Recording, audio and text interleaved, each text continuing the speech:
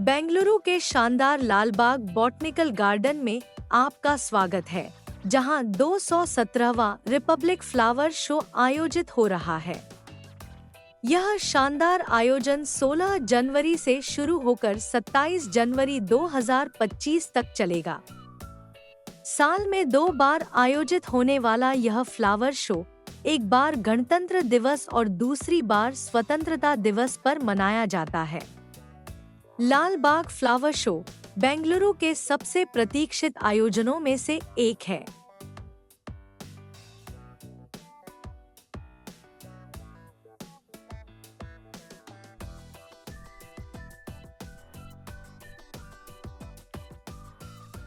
आइए प्रवेश द्वारों की जांच करके शुरुआत करें और आपको इस अद्भुत अनुभव के लिए तैयार करें।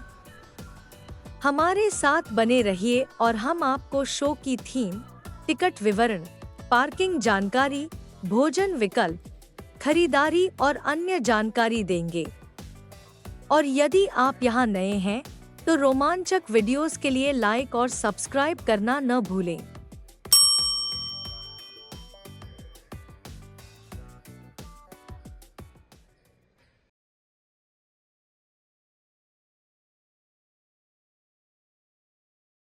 कई परिवहन विकल्पों के साथ लालबाग तक पहुंचना आसान है। सबसे आसान तरीका है मेट्रो लें। लालबाग मेट्रो स्टेशन पश्चिमी गेट से सिर्फ 500 मीटर की दूरी पर है। लालबाग मेट्रो स्टेशन बेंगलुरु की ग्रीन लाइन पर स्थित है, जो मदावरा से सिल्क इंस्टीट्यूट तक फैली हुई है। यह मार्ग नागसंद्रा, पीन्य औद्योगिक क्षेत्र, यशवंतपुर, संपिगे रोड, नेशनल कॉलेज, राष्ट्रीय विद्यालय रोड और येलेचिन्हल्ली को कवर करता है। वैकल्पिक रूप से आप टैक्सी, ऑटो रिक्शा, स्वयं ड्राइव करके या बीएमटीसी बस से यहां आ सकते हैं।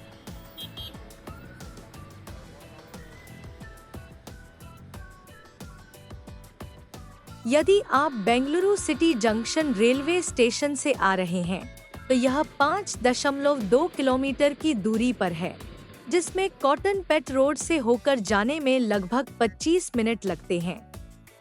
बेंगलुरु में केम्पेगौड़ा अंतर्राष्ट्रीय हवाई अड्डा 36.4 किलोमीटर दूर है और बेल्लारी रोड के माध्यम से यहां पहुंचने में लगभग 1 घंटा 16 मिनट का समय लगेगा।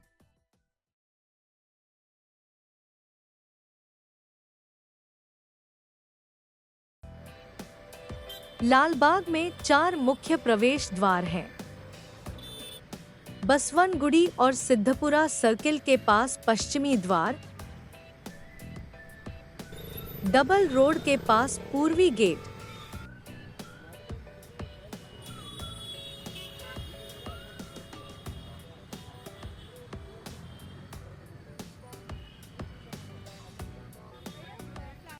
सुब्बैया सर्किल के पास उत्तरी द्वार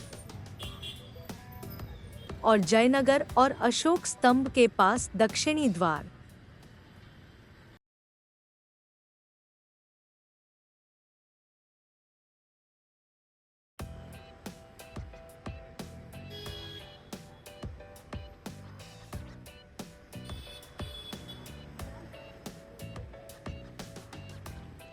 चलिए टिकटों के बारे में बात करते हैं।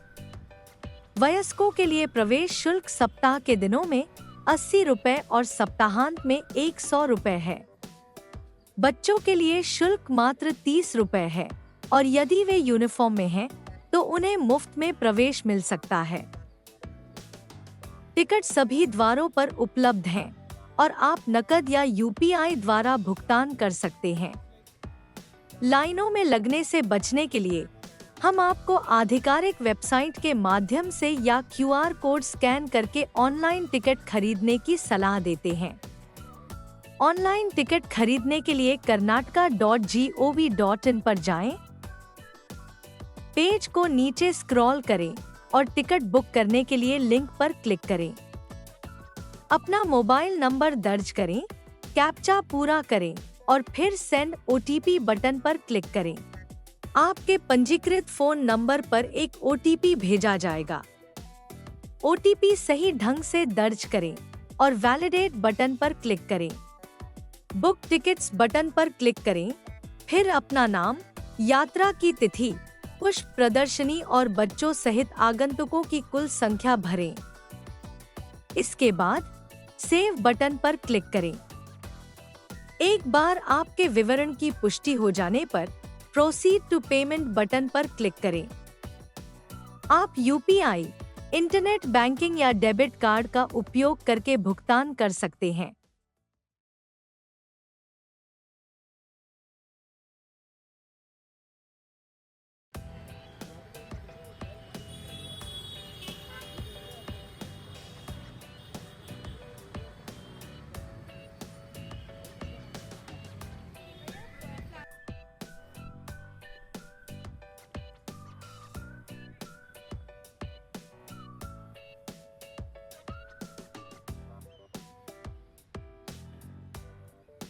पुष्प प्रदर्शनी लालबाग ग्लास हाउस में आयोजित की जाती है और आपके टिकट से कार्यक्रम स्थल पर सिर्फ एक बार प्रवेश की अनुमति मिलती है।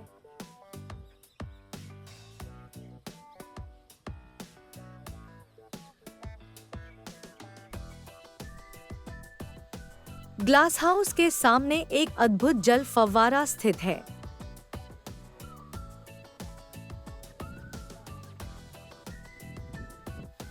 आप देख सकते हैं कि बहुत से लोग फाउंटेन के सामने फोटो खींच रहे हैं।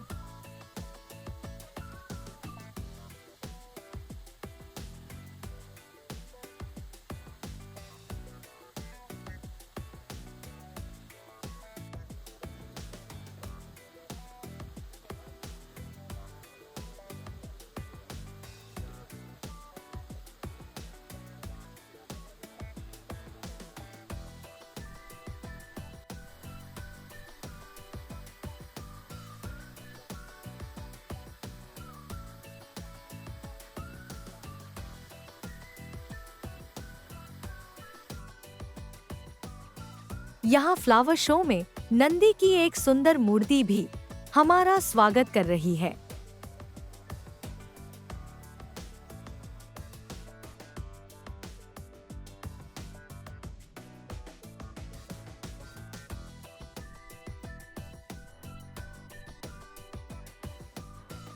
लालबाग पुष्प प्रदर्शनी में आपका स्वागत करने के लिए लाल कालीन बिछाया गया है। यदि आप सुबह जल्दी टहलने के शौकीन हैं या पार्क में जल्दी पहुंच जाते हैं, तो आप ग्लास हाउस से पुष्प प्रदर्शनी के टिकट खरीद सकते हैं।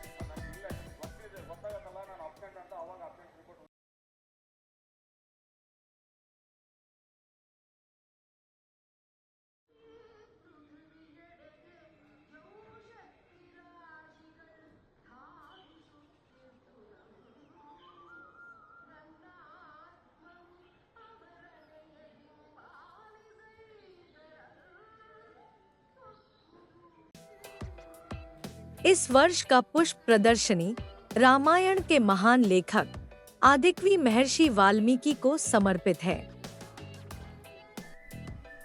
शो के केंद्र में आपको वाल्मीकि की तपस्या का प्रतीक एक 15 फीट ऊंचा चींटी का टीला मिलेगा। उसके साथ उनकी ध्यान मुद्रा वाली 10 फीट ऊंची प्रतिमा भी होगी।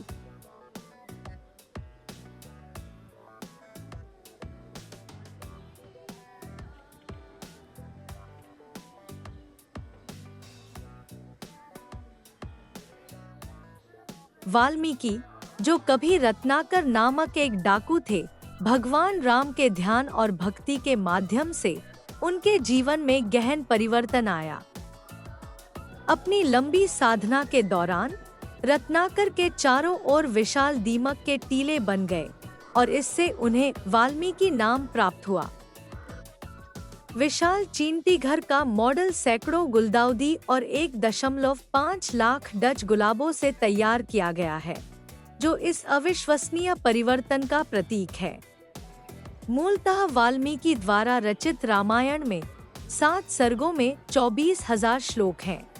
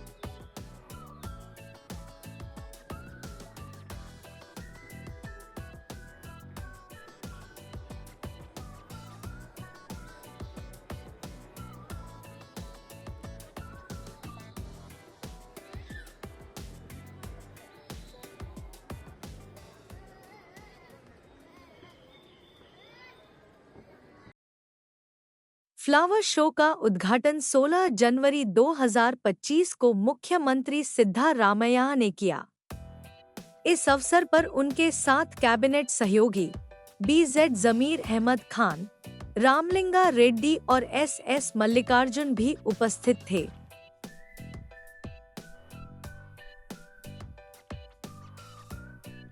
गुरुदेव श्री श्री रविशंकर, प्रसिद्ध अभिनेत्री प्रेमा और कई अन्य नामी हस्तियां इस साल लाल बाग फ्लावर शो में आई हैं।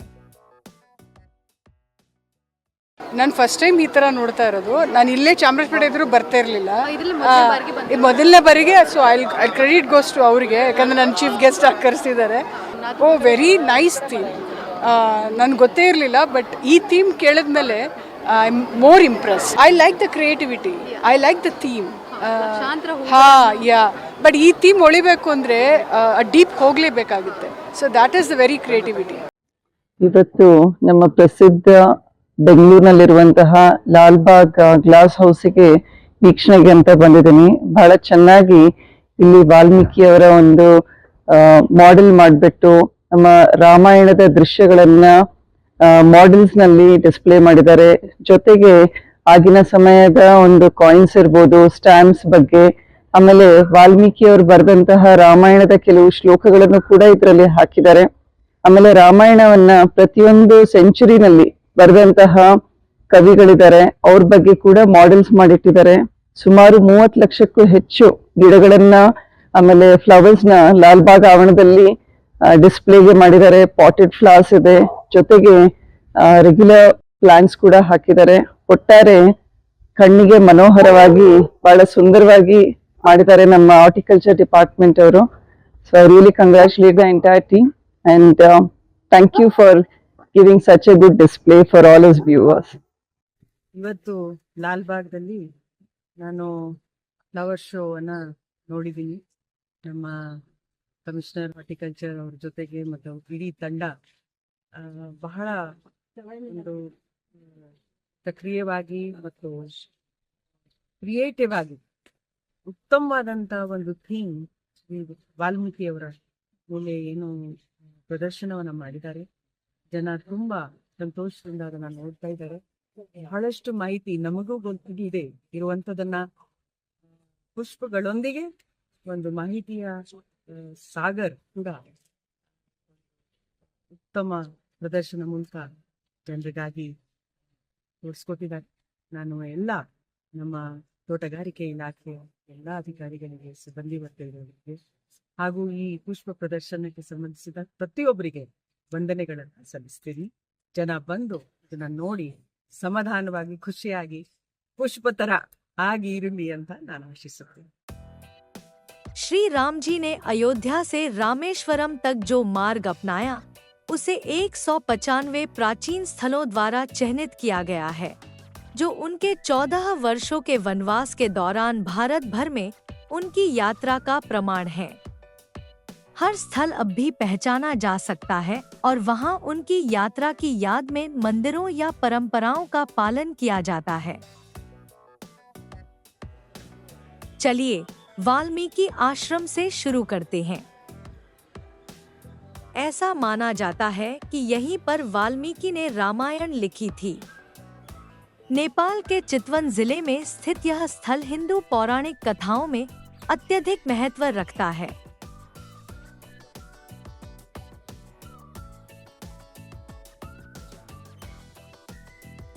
तमसा नदी के किनारे घूमते समय वाल्मीकि ने एक शिकारी को एक नर पक्षी को मारते हुए देखा, जिससे उसकी कन्या विलाप करती हुई चली गई।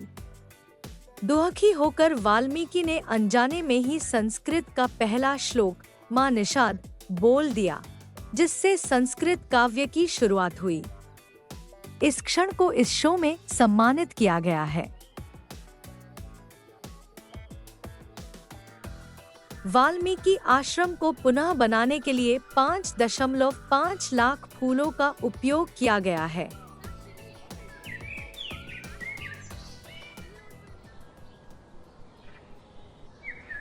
पंचवटी रामायण में एक प्रमुख स्थान है, जहां भगवान राम, सीता और लक्ष्मण ने वनवास के शांतिपूर्ण दौर का आनंद लिया था। यह वह स्थान भी है जहां रावण ने सीता का अपहरण किया था, जिससे महाकाव्य युद्ध की पृष्ठभूमि तैयार हुई थी।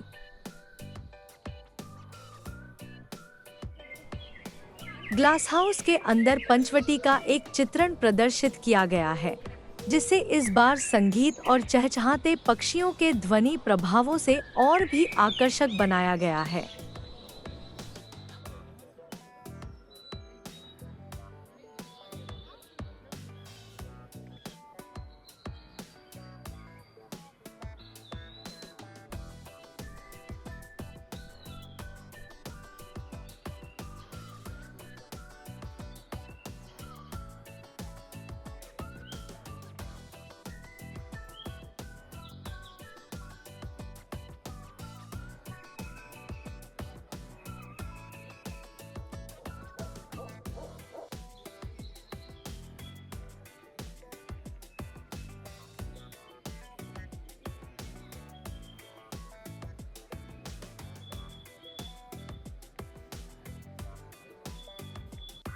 पीले और नीले पंखों वाला भारतीय नीला रॉबिन, सफेद मुकुट वाली गौरैया और मोर सभी पंचवटी में सुखद समय का आनंद ले रहे हैं।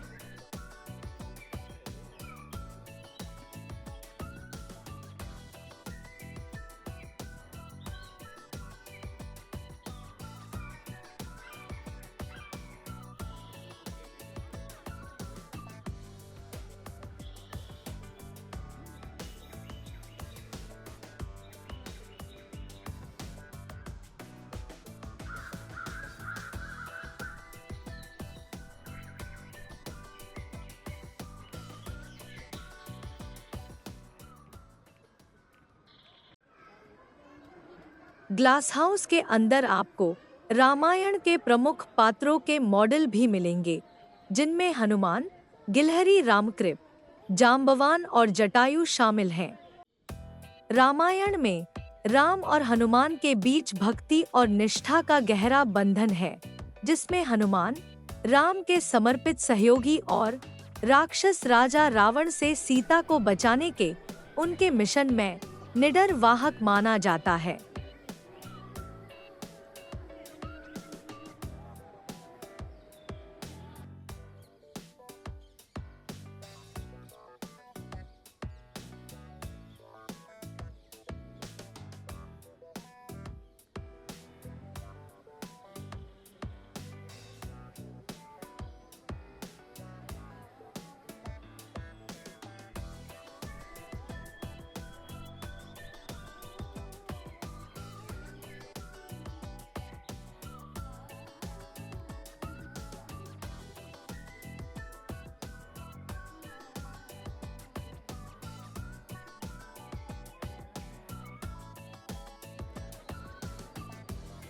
रामायण में राम गिलहरी रामकृपे के विनम्र लेकिन हार्दिक प्रयासों की सराहना करते हैं, जो छोटे छोटे पत्थरों को ढोकर लंका तक पुल बनाने में सहायता करती है, जो इस बात का प्रतीक है कि एक महान कार्य में सबसे छोटा योगदान भी मूल्यवान होता है।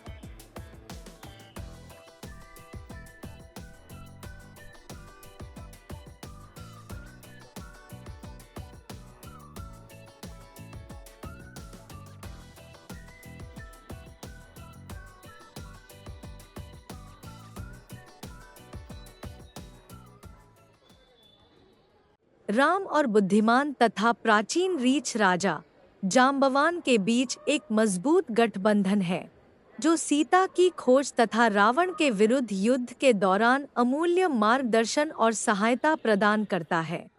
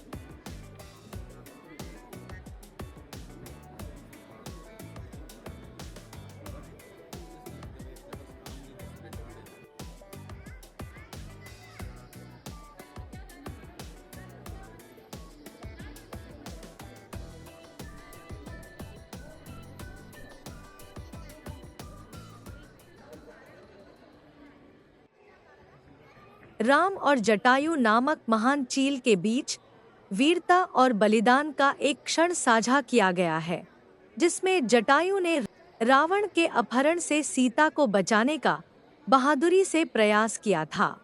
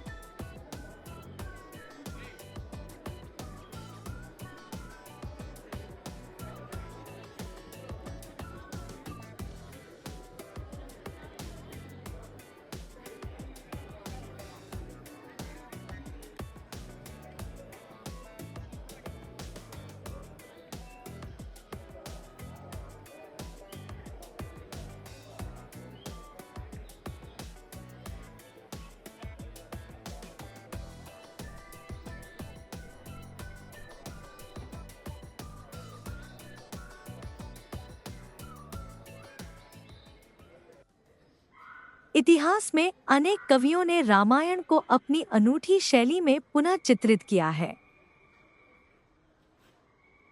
11वीं शताब्दी में अभिनवा पंपा द्वारा रचित पंपा रामायण, 12वीं शताब्दी में कंबन द्वारा रचित कंब रामायण, 15वीं शताब्दी में कुमार वाल्मीकि द्वारा रचित तोरवे रामायण, 16वीं शताब्दी में तुलसीदास द्वारा रचित रामचरितमानस, 20वीं शताब्दी में कुवेम्पु द्वारा रचित श्री रामायण दर्शनम, 16वीं शताब्दी में तुंचत्तु रामानुजन द्वारा रचित अध्यात्म रामायणम किलिप्पट्टू, 14वीं शताब्दी में गोना बुद्ध रेड्डी द्वारा रचित श्री रंगनाथ रामायण और कुमुदेंदु मुनि द्वारा रचित कुमुदेंदु रामायण उनमें से कुछ हैं।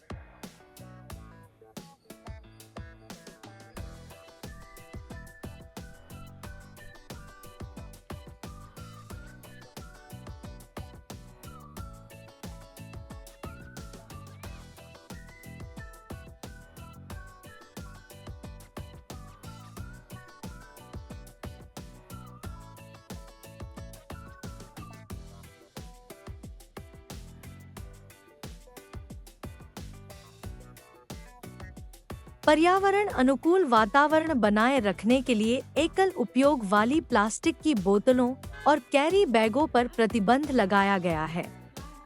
हालांकि पार्क के चारों ओर 10 पेयजल स्टेशन हैं तथा पुष्प प्रदर्शनी के लिए 8 अतिरिक्त यूनिट स्थापित की गई हैं।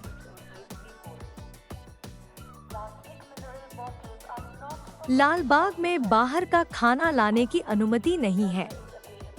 गार्डन प्रबंधन ने इस नियम को गार्डन को साफ सुथरा रखने और आवारा कुत्तों के प्रवेश को रोकने के लिए लागू किया है।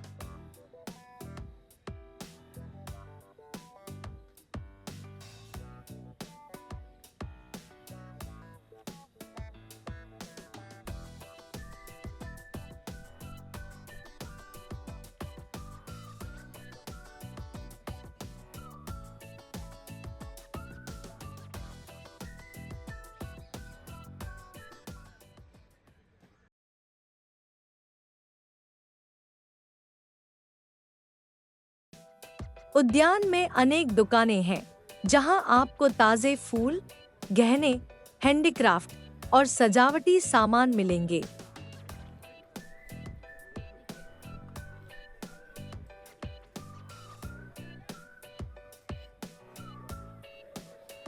पूरे पार्क में आपको जूस एवं कटे हुए फल और स्नैक्स बेचने वाले विभिन्न स्टॉल मिलेंगे। हालांकि उद्यान में कोई रेस्टोरेंट्स या पूर्ण भोजन की दुकानें नहीं हैं।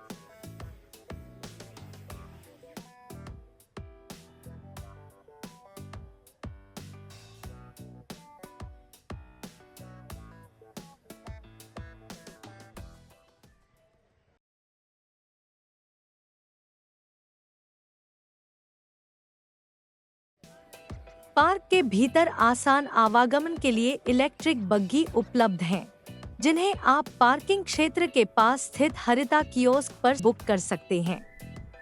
ये बग्गियां 8 से 14 लोगों के बैठने की क्षमता वाली हैं और लगभग 40 मिनट की यात्रा अवधि के लिए उपलब्ध हैं। टिकट की कीमत वयस्कों के लिए 100 रुपए और 9 वर्ष से कम उम्र के बच्चों के लिए 50 रुपए है।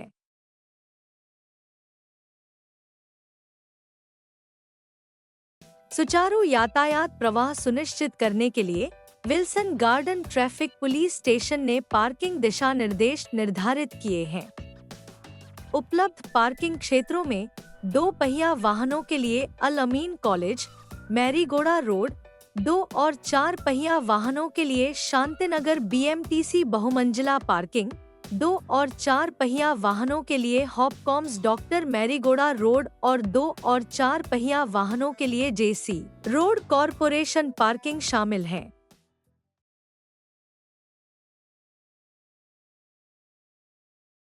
आगंतुकों की सुरक्षा सुनिश्चित करने के लिए पूरे उद्यान में 38 प्राथमिक चिकित्सा किटें रणनीतिक रूप से रखी गई हैं।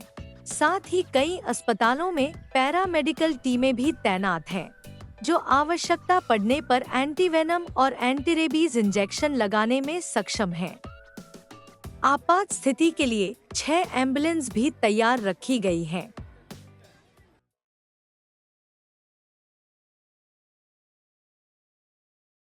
समापन से पहले आइए लाल बाग के कुछ प्रमुख पर्यटक आकर्षणों पर नजर डालें, जिन्हें आप निश्चित रूप से मिस नहीं करना चाहेंगे।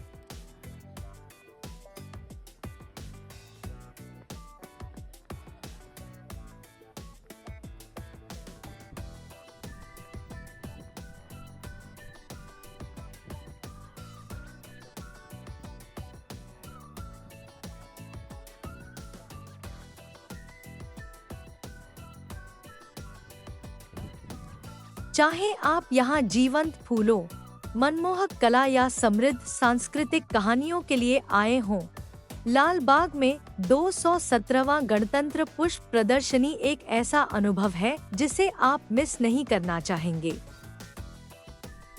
यह मत भूलिए कि यह 27 जनवरी तक चलेगा, इसलिए आपके पास अभी भी घूमने के लिए समय है। ऐसे ही रोचक वीडियोस के लिए लाइक, शेयर और सब्सक्राइब करना न भूलें।